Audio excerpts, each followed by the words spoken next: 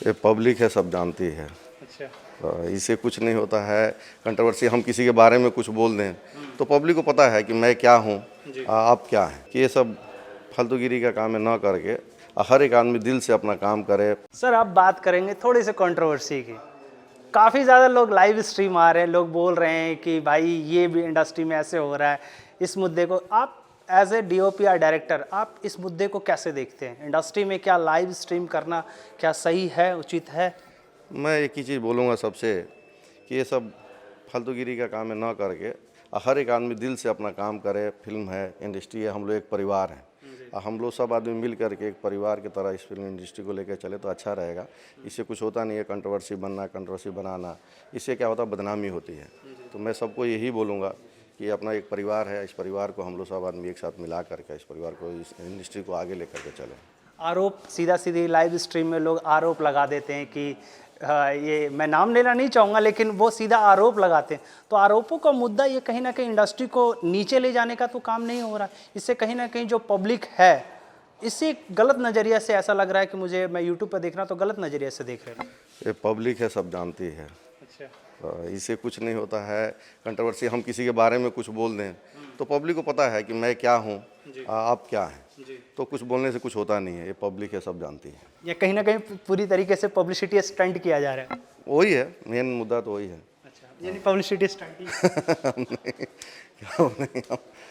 चलिए कोई बात नहीं। ये बताइए, आने वाली फिल्मों की बात कर लें। आपके कौन कौन से सैयां, वैसे तो पता है साइको सैयां है, और भी जिगर का टुकड़ा अभी आपने मुहूर्त किया है दोनों ही फिल्मों का। इसके बाद कौन कौन से हैं जो मेरे नॉलेज में नहीं है?